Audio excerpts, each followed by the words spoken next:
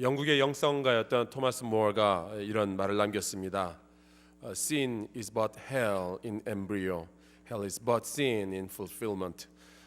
죄악이란 단지 태중에 있는 지옥일 뿐이고 또 지옥이란 죄악의 완성이다. 무서운 것은 마치 하나님의 나라가 이 땅 가운데 건설될 수 있다고 믿는 것처럼 지옥도 이 땅 가운데 건설될 수 있다라는 사실입니다.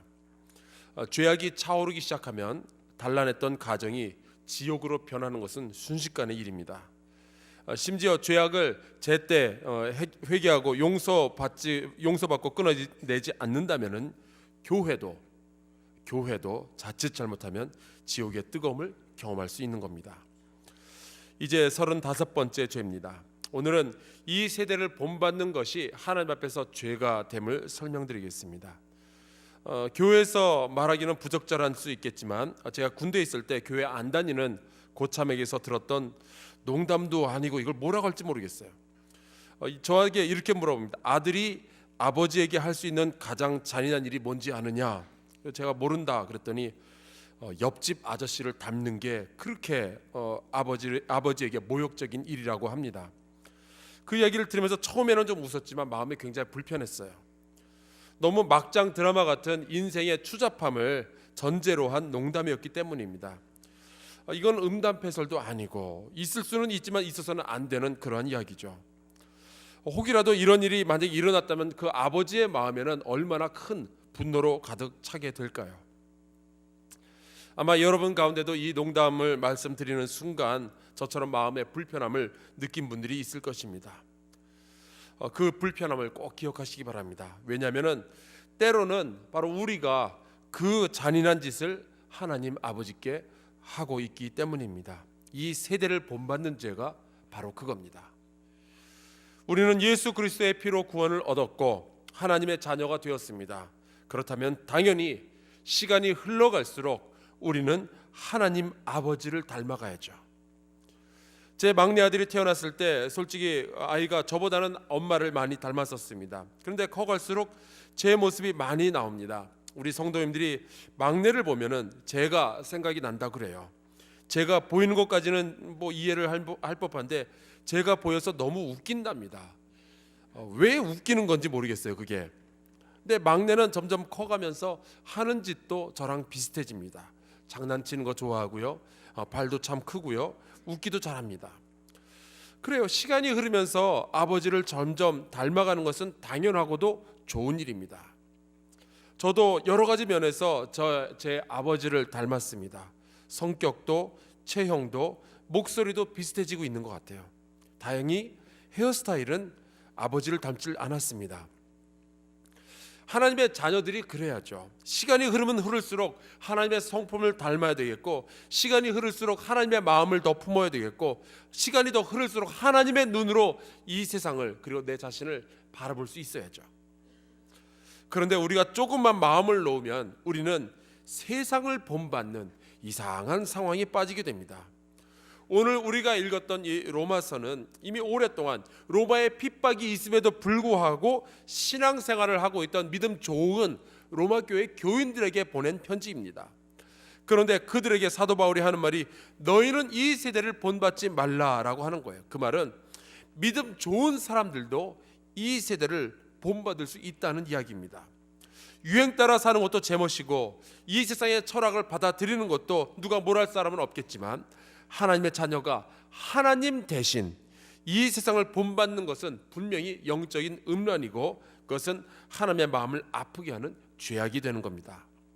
오늘 말씀에 보면은 사도 바울이 이 세대를 본받기 전에 너희 몸을 하나님이 기뻐하시는 거룩한 산 제물로 드리라는 말씀을 합니다. 저는 이 말씀이 솔직히 굉장히 부담스럽게 여겨집니다. 감사기도 그냥 제물로 드리는 것이 아니라 산제물로 드린다는 것이라서 목숨은 유지할 수 있겠지만 여전히 내가 제물로 바쳐진다라는 표현은요, 내가 하고 싶은 일 하지 못하고 내가 하고 싶은 말 하지 못하고 그냥 교회에서 신앙생활을 하면서 살라라는 말 같아서 부담스럽습니다. 제가 교회를 1, 2년 다닌 것도 아니고 벌써 50년째 다니고 있는데요, 누군가 뭐 기도를 하거나 아니면 간증을 할 때 아버지 제 몸을 산제물로 드립니다, 그런 말을 하면 저 사람은 목사가 되려나 보다, 저 사람은 선교사로 헌신하려나 보다, 그렇게 생각을 했었습니다. 아마 선교사로 나간 분들은 다 그런 표현을 한두 번씩은 써봤을 거예요. 아버지여 나를 받으시옵소서.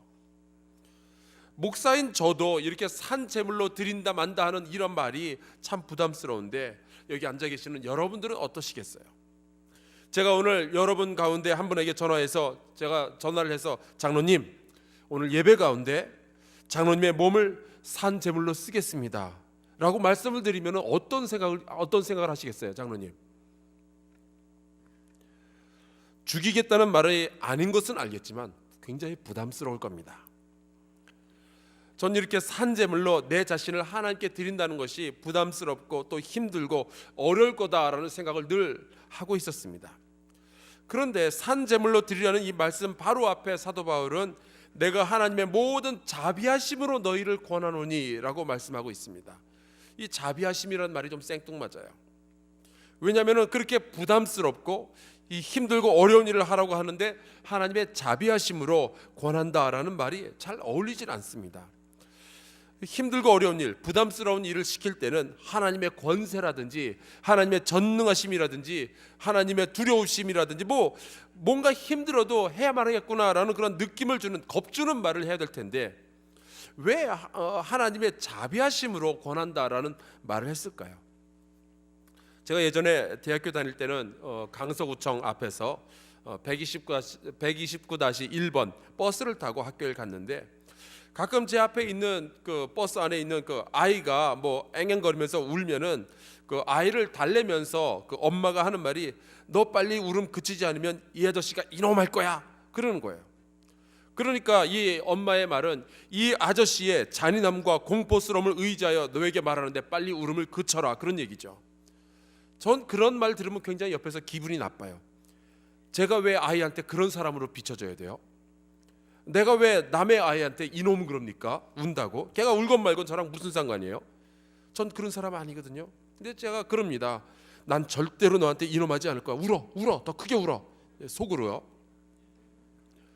그런데 사도 바울은 자기 몸을 산제물로 바치라는 그런 부담스러운 일을 하라면서 하나님의 자비하심의 근거에서 그런 이야기를 합니다.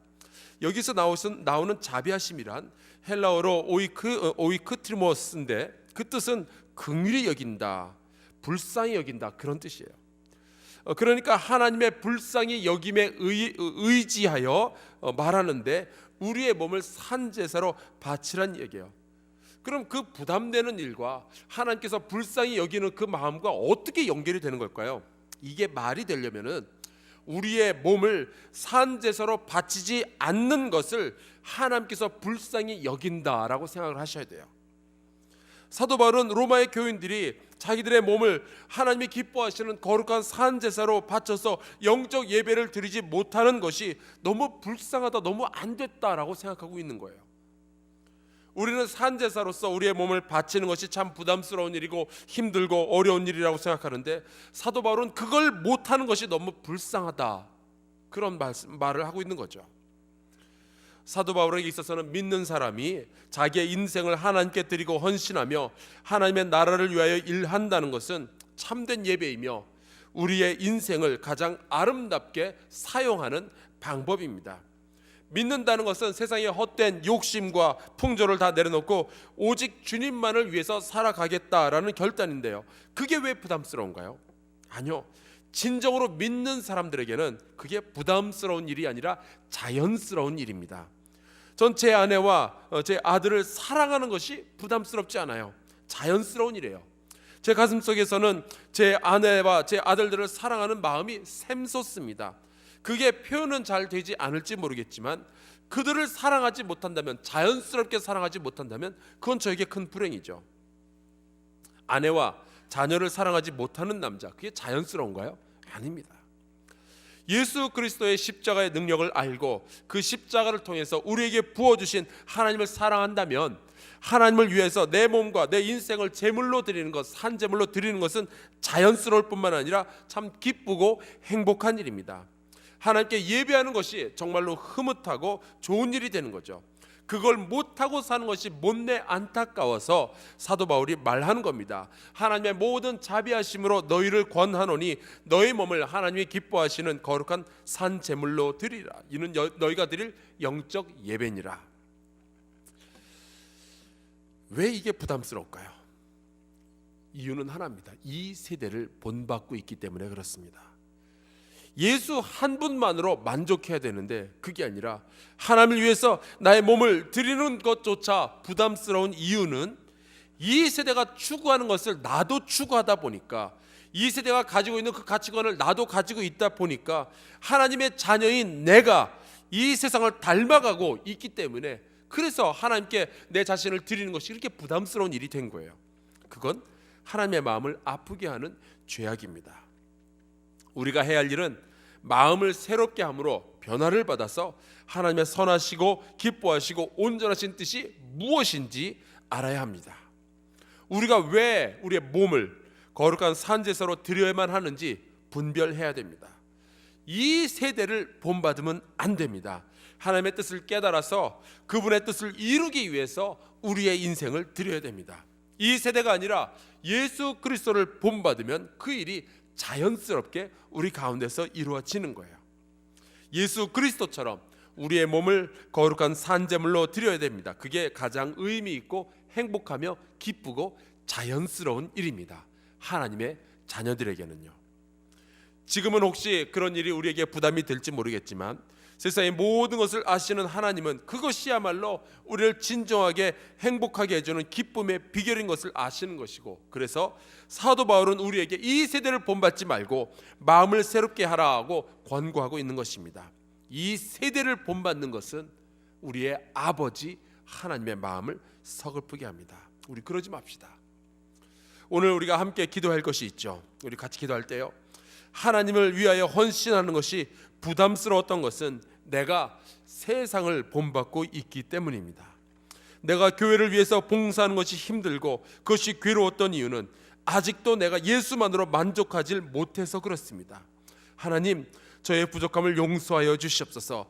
하나님을 위하여 모든 것을 다 내려놓으셨던 예수 그리스도를 기억하게 하시고 이 세대가 아니라 예수 그리스도를 본받게 하여 주시옵소서. 그리고 오늘 드려질 모든 예배 가운데 성령의 역사심과 말씀의 깨달아짐과 예배의 감격이 있게 해달라고 우리 다 같이 기도하며, 또 여러분들이 가지고 있는 여러 가지 기도의 제목들 가지고 통성어로 기도하다가 자유롭게 돌아가겠습니다. 우리 주여 그의 세 번 외치고 통성어로 기도합시다. 주여